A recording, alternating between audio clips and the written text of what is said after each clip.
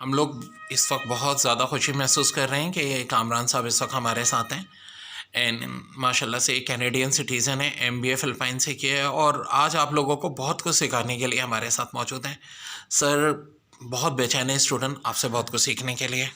बहुत बहुत शुक्रिया। सबसे पहले अमीन सर, आप आई एम रियली ऑनर्ड क्योंकि आप जैसे इतने मुहिब वतन पाकिस्तानी और उससे ज़्यादा आप इतने ज़बरदस्त किस्म के एजुकेशनिस्ट हैं कि आपकी जो मेथड मैं देख करके जो लास्ट टाइम भी और कई दफ़ा मैंने देखा, आप जो जिस तरह बच्चों को पढ़ा रहे हो और जिस मोहब्बत से पढ़ा रहे हैं, मुझे नहीं लगता कि शायद ही कोई एक पाकिस्तान में कोई इस तरह का होगा।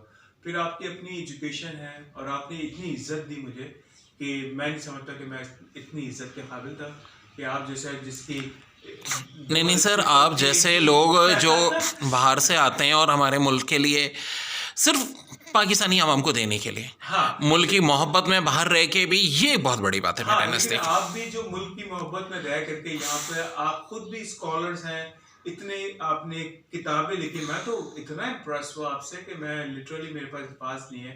एनीवे सर, अमीन एक कंप्लीट पैकेज है, छोटा मोटा नहीं, ये कंप्लीट पैकेज है और पाकिस्तान का बहुत बड़ा नाम है। आई डोंट नो कि पाकिस्तान में इनको अभी तक इतनी पजीराई क्यों नहीं मिल सकी। इनको तो किसी बहुत अच्छा अवार्ड मिलना चाहिए। मैं छोटा सा अपना एक इंट्रोडक्शन करा देता हूँ कि मेरा नाम कामरान रिजवी है और I've done my masters from Philippines in 1996 I came back from there। और उसके बाद फिर मैंने यहाँ पर ह्यूमन रिसोर्सेज में, ऑर्गेनाइजेशन डेवलपमेंट में, process improvement, change management, quality assurance management system पे काम किया। Then I left to Canada, मुझे वहाँ की इमिग्रेशन हो गई ऑलमोस्ट 20 ईयर्स अगो। वहाँ पे मैं गया, वहाँ पर एक नई ज़िंदगी, एक नई लाइफ स्टाइल और बहुत सारे चैलेंजेस थे, किसी भी एक नहीं है। मैं आपको बच्चों को इसलिए बताना चाह रहा हूँ चैलेंजेस जो ज़िंदगी का पार्ट होता है, जो कि आपको और अपलिफ्ट करता है और यही खूबसूरती। मेरे पास कई एग्जाम्पल हैं और मैं वहाँ पर भी यूनिवर्सिटी में और यहाँ पर भी वर्कशॉप पाकिस्तान में भी होते रहते हैं। मैं यही बताता हूँ कि चैलेंजेस तो आपको आपको और इन्हेंस करती हैं आपके एजुकेशन में, आपकी पर्सनालिटी में, आपके कैरेक्टरिस्टिक में, कि आपको कैसे अपने आप को बेहतर करना है। तो मैंने वहाँ से फिर एजुकेशन ली और फिर मैं अब certified organisation development certified professional हूँ। मैंने यूएसए से कंप्लीट किया था और उस दौरान मेरे पास बहुत सारे काम होते रहे अपनी प्रोफेशनल। मेरी लास्ट जॉब जो थी मेरी, मैं as a vice president organisation development Epico forest product में काम कर रहा था। अब मेरी अपनी कंसल्टेंसी फर्म है जो कि मैं चाहता हूँ कि जो मैंने लर्न किया वो मैं आगे लोगों को इन्हेंस कर सकता हूँ, उनको फैसिलिटेट कर सकूँ, उनके लिए ब्रिज बन सकूँ ताकि वो भी सही तरीके से काम कर सकें और वो मैं कुछ ना कुछ हेल्प आउट कर दूँ। तो मैंने वहाँ से एज ए कंसल्टेंट मैंने वहाँ से किया। उसके बाद फिर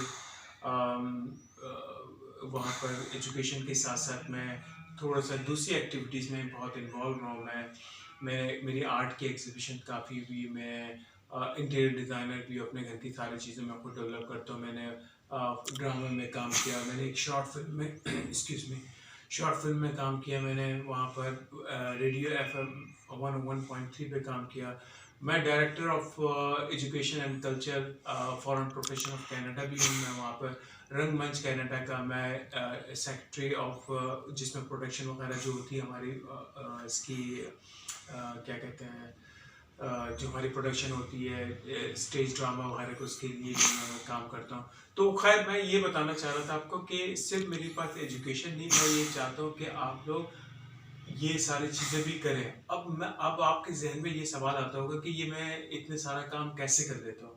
तो लिटरली मैं आपको बताऊं कि इसमें कोई शक नहीं कि अगर आप अपने टाइम को सही मैनेज करें, नो डाउट अबाउट इट, सही मैनेज करें और उसकी यूटिलाइजेशन करें, तो लिटरली ये तो कुछ भी नहीं है। मैं तो ऐसे लोगों को भी जानता हूँ यूएसए कनाडा के अंदर जो इन्होंने बड़े बड़े काम किए, मैं कुछ भी नहीं कर रहा हूँ, उन्होंने बहुत अच्छे काम किए और उनकी पोजीशन भी है, फैमिली को भी लेके चल रहे हैं और साथ साथ में आर्ट कल्चर हर चीज़ में इन्वॉल्व है।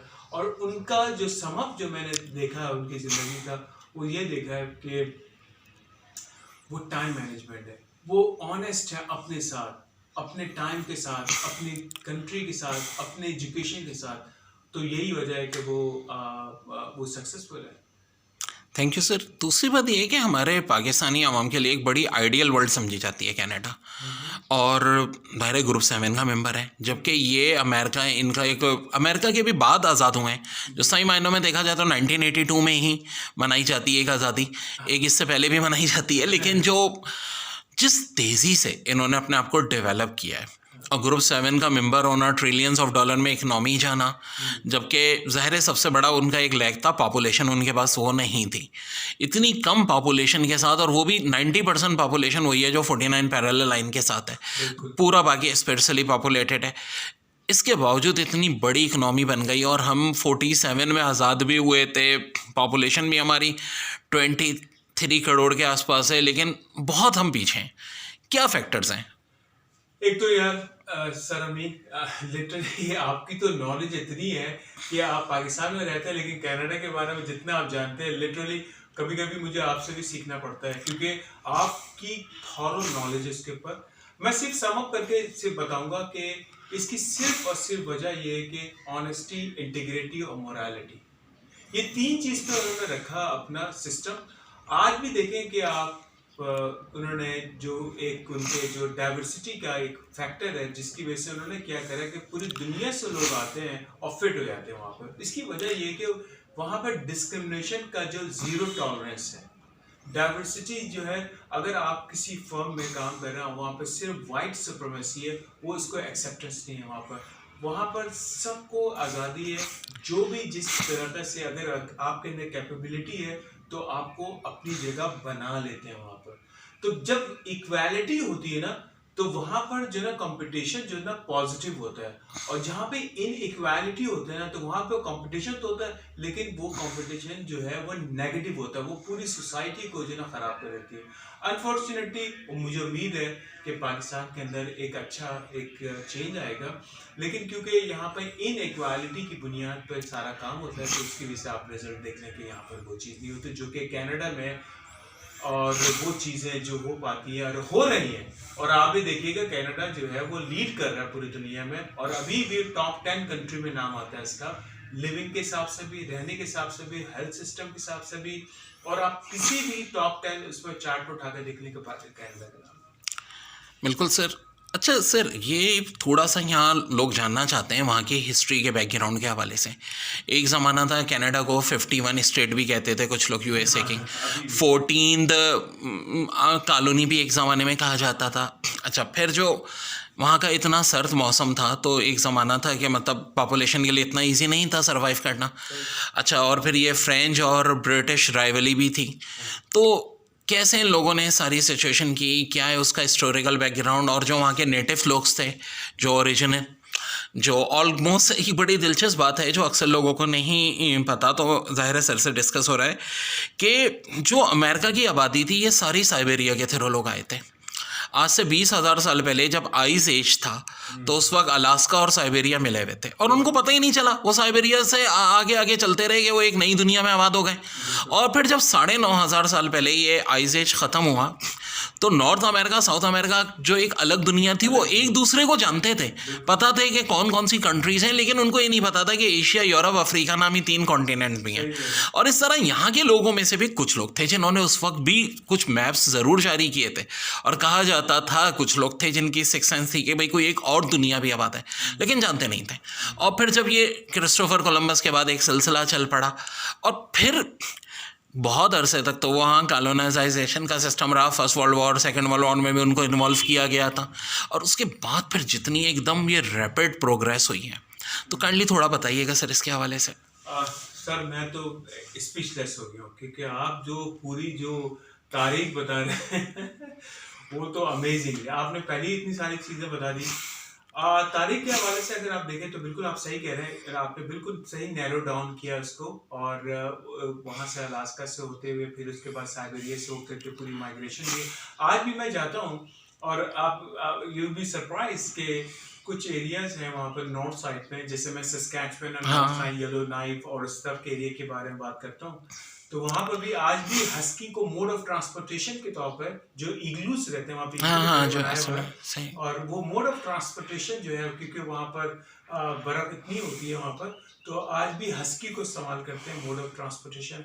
और आज भी वो चल रहा है। तो उसकी तारीख आप बिल्कुल सही कह रहे हैं कि वहाँ से चलते हुए आई और उसके बाद इतनी उनमें जो डेवलपमेंट आई। और इसकी छोटी सी एग्जांपल मैं इसलिए दे सकता हूँ कि आज आप देखें कि मैं सस्कैचुअन में था और वहाँ पर -52 था, लेकिन उनकी तरक्की का राज मैं बता सकता हूँ कि वहाँ पे बहानेबाजी नहीं होती है। यस। वहाँ पे एक लफ्ज जो इस्तेमाल करते हैं 19-20 का फर्क है, वो डिटेल ओरिएंटेड है, वो पता है कि काम परफेक्ट का मतलब परफेक्ट होता है। फॉर एग्जाम्पल मैं देना चाहता हूँ, आपने हिस्ट्री तो बता ही दी है बच्चों को, मैं हिस्ट्री को आगे लेके चलता हूँ और बताता हूँ कि उन सब चीज़ों से उन्होंने अपने आप को कैसे इम्प्रूव किया और कैसे अभी मॉडर्न वर्ल्ड के अंदर अपने आप को उस -60 में भी कैसे मुझे ये दुनिया बहुत चल एक रही हाँ है, अभी भी चल रही है और बेस्ट चल रही है। हम लोग तो 5-10 डिग्री पे हमारे यहाँ लोग बीमार होना शुरू हो जाते हैं। बीमार हो जाते हैं। आपके पास यहाँ पर बारिश अगर थोड़ी सी हुई तो लाइट चली गई, हाँ, और बिल्कुल। सारे यही कंप्लेन करते हैं कि ये बारिश की वजह से लाइट चली गई। और वो अपनी जितनी भी कोताहियां, जराइम, गलत और जितनी भी उनकी जो क्या कहते हैं वीकनेस है, उसको कन्वर्ट कर देते हैं अपने इसके अंदर, उसको क्या कहते हैं सर, जिसमें अपनी कमजोरियों को छुपाते हैं ये लोग। बहानेबाजियाँ हमारे यहाँ जो है।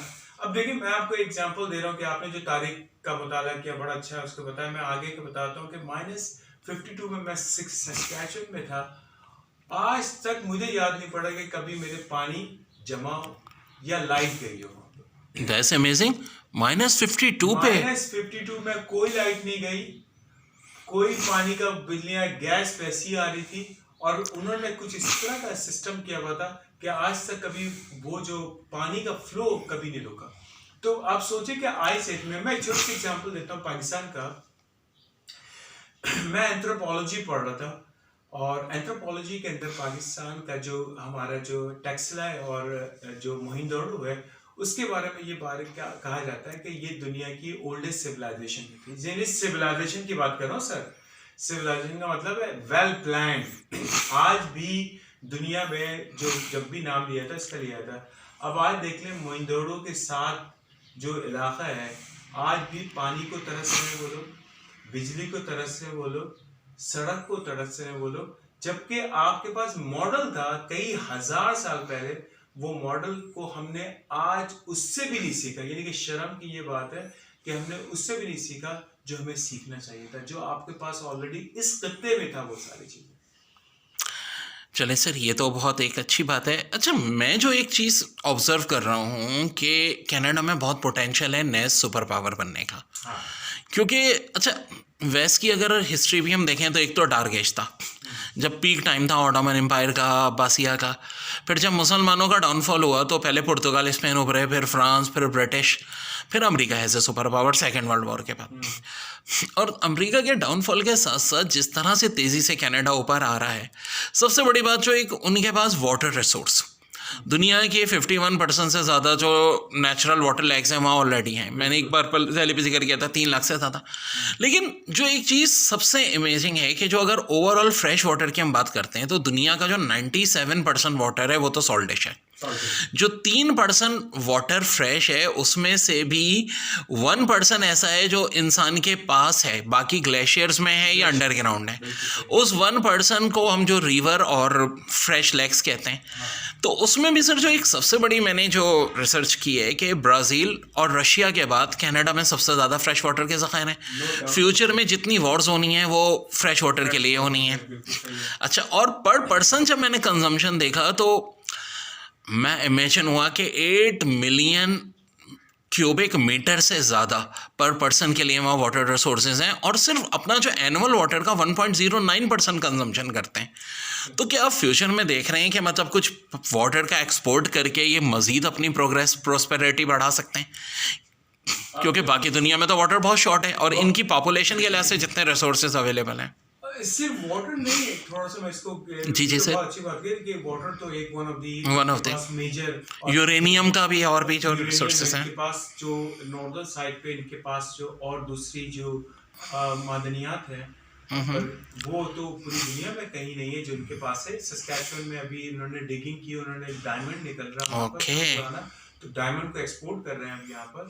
तो सिर्फ एक फैक्टर नहीं है, पानी one of the factor, yes of course, जो कि आप सही कह रहे हैं, क्योंकि अब जो वॉर होगी वो पानी के ऊपर होगी, क्योंकि फ्रेश वाटर जो है, जो आपने जिसका नाम लिया है अपना, चाइना में भी है एक, और उसके बाद रशिया में, और जी उसके जी। ब्राजील के अंदर।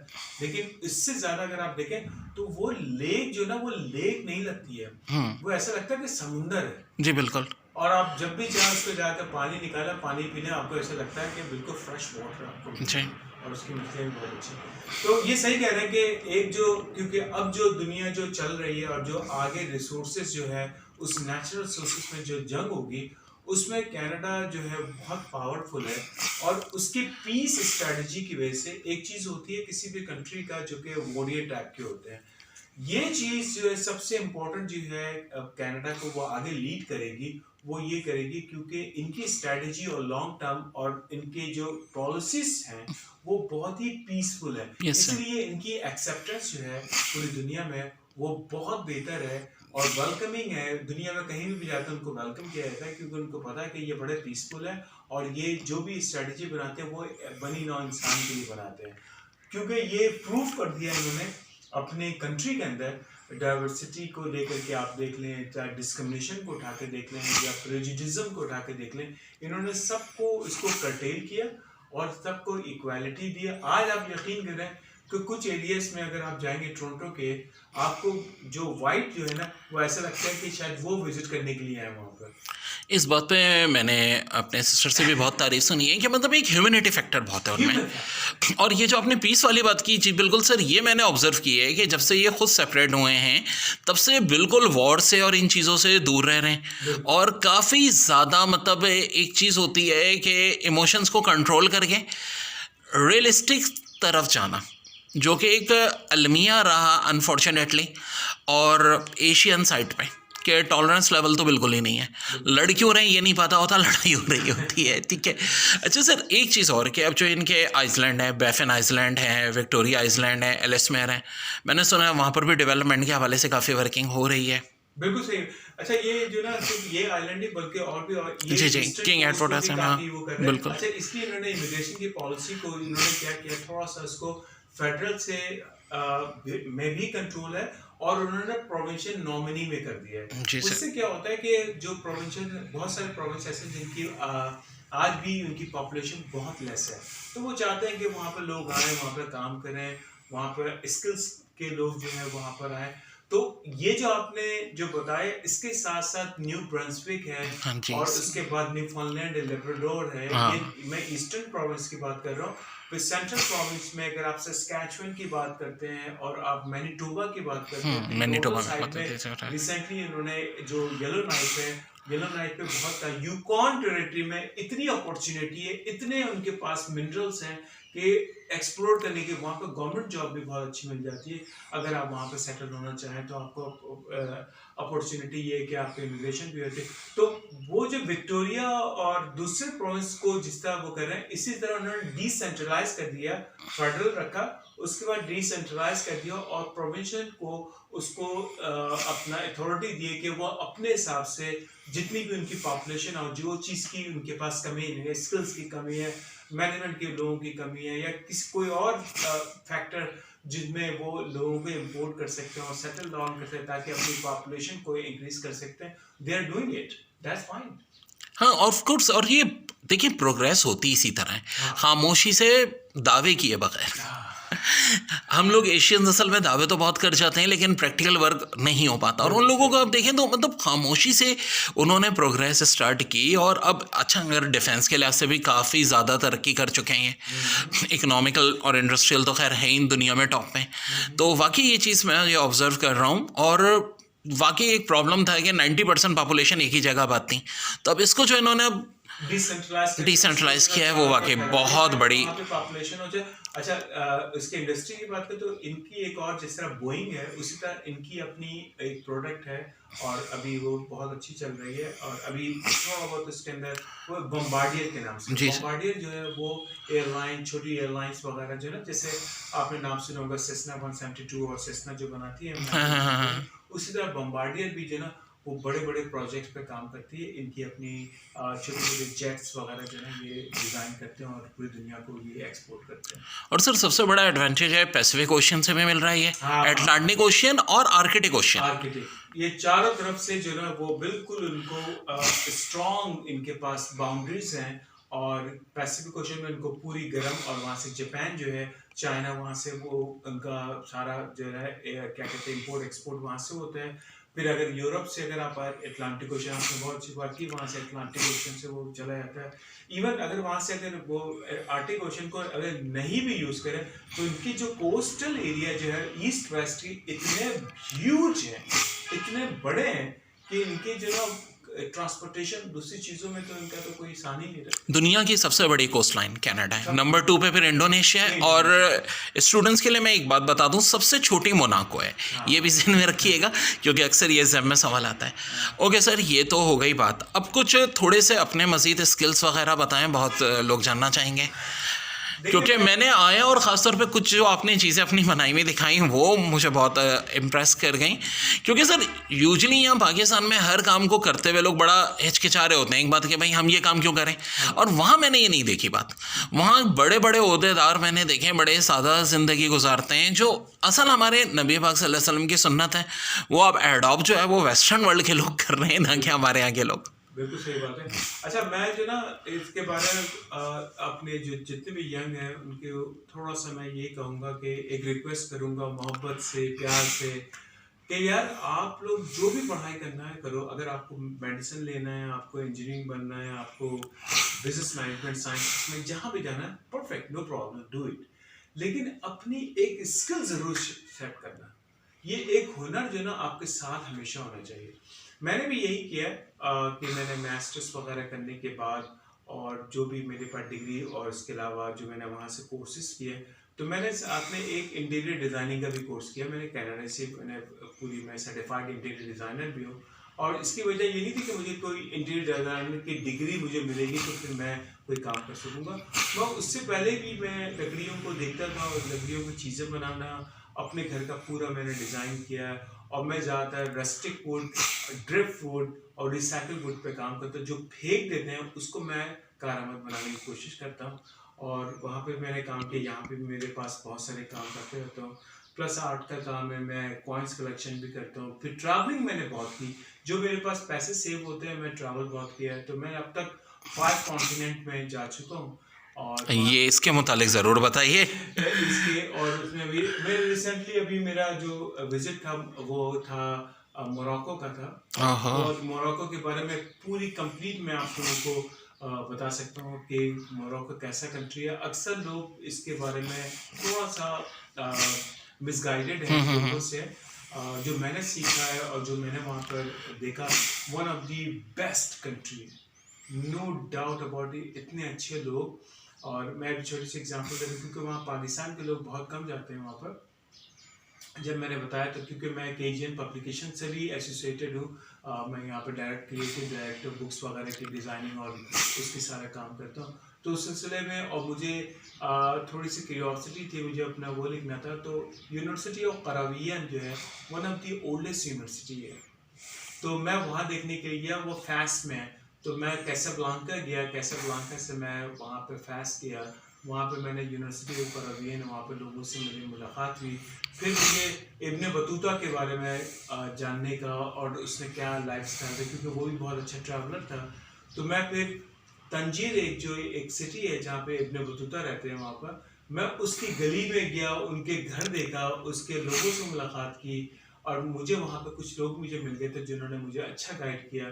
फिर वहाँ से मैं कैसाब्लांका, फिर माराकेश और फिर दूसरे, तो वो पूरी एक डिटेल से मैं आराम से आप लोगों को पूरी ट्रैवल के बारे में बताऊंगा। मेरे पास कुछ स्नैप्स है, तस्वीरें हैं वहाँ के लोगों के साथ और अभी भी वो मुझसे मोहब्बत करते हैं और वहाँ से टच में रहते हैं, चीज़ें भेजते रहते हैं और ये पूछते रहते हैं कि कब वापस आ रहे हो मोरक्को। तो कहने का मतलब मैंने 2 चीज़ें लर्न की है। मैं छोटा सा मैं सम अप करके बताता हूँ। चाहे मैं चाइना में गया हूँ, चाहे मैं इंडोनेशिया में, फिलिपीन में, पूरे यूरोप में, north America, central America, south America और ये मिडिल ईस्ट में, एक चीज़ अपने अंदर ये देखें, अगर आप जेन्युइन हैं, आप सच्चे हैं, आपको कभी भी कोई नुकसान नहीं पहुंचाएगा। आप हमेशा किसी के लिए पॉजिटिव सोचते हैं ना, तो आपके चेहरे पे, आपकी बातों में वो चीज़ें नज़र आती हैं। तो सही। वो बंदा जो कि आपकी लैंग्वेज नहीं भी जानता है ना, वो भी आपको वेलकम करेंगे। तो कह रहे पहले जो, इसलिए मैंने अपनी जो कंसल्टेंसी फर्म है, मैं जो ह्यूमन डेवलपमेंट की बातें बारे में ज़्यादा बात इसलिए करता हूँ कि पहले हमें जो ना एक्शन में लाना पड़ेगा। पहले अपनी कैरेक्टरिस्टिक को बिल्ड करें, अपने आप को एक स्मूथ लाइन पे लेकर आए। मैं आपको यकीन दिलाता हूँ कि इतनी अपॉर्चुनिटी है। पहले जब मैं गया था इतनी अपॉर्चुनिटी थी, अब तो आपके पास, आप यंग बच्चे हैं, आपके पास तो इतनी ग्लोबली अपॉर्चुनिटी है। अपनी कुछ चीज़ों को स्किल डेवलप करें और आप यहाँ से बैठ करके आप कनाडा के लिए जॉब कर सकते हैं। ज़बरदस्त मैसेज काइंडली कोई आप बताएंगे हमारी नेशन को? सबसे बड़ी बात ये है कि फाइनल तो नहीं कहूँगे, ये एडवाइजेस चलती रहती है। ये मैंने जो ऑब्जर्व किया मैं वो बता सकता हूँ। मैं कोई एडवाइस नहीं देता। मैं सिर्फ ये कह सकता हूँ कि सिर्फ एक चीज़ है, जब आपकी नेशन में इस तरह की सिचुएशन हो ना, तो हर इंडिविजुअल ये सोचे कि वो मैं क्या कर सकता हूँ, अपने लिए क्या कर सकता हूँ, अपने फैमिली के लिए क्या कर सकता हूँ, अपने सोसाइटी के लिए क्या कर सकता हूँ। क्योंकि अगर हम उससे ब्लेम करेंगे ना, हमें कुछ नहीं मिला, तो ज़िंदगी भर आपको कुछ नहीं मिलेगा। आप क्या ले सकते हो उस पर फोकस करें। दूसरी बात जो सबसे इम्पोर्टेंट ये है कि कभी भी याद रखना, कोई भी आपने प्रोफेशन चूज करा, इस किसी के फोर्स से मत करना, वो चूज करो जो आपका दिल चाहे। मैं आपको एग्जांपल दे सकता हूँ कि मैं एक प्लम्बर से मिला, मैं बहुत सरप्राइज हुआ प्लम्बर से। और उसकी जो ना ईयरली जो टेक होम थी जो लेके आता था, वो ऑलमोस्ट $250,000 बनाता था, वो $250,000।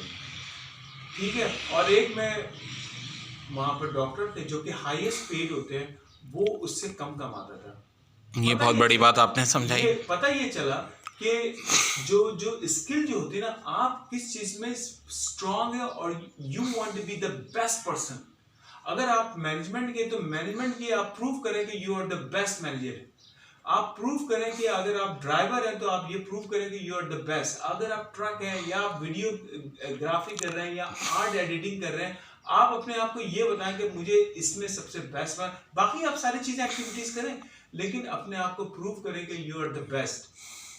हमेशा डिमांड है लोगों की, हमेशा जो लोग स्किलफुल होते हैं, जो कुछ करना चाहते हैं, और जो उनको जॉब उनके पीछे आती है, जॉब के पीछे वो कभी नहीं आते हो। सर बहुत अच्छा साथ रहा आपसे और उम्मीद है बहुत कुछ लोगों को सीखने को मिलेगा। Thank for your time sir. Thank you.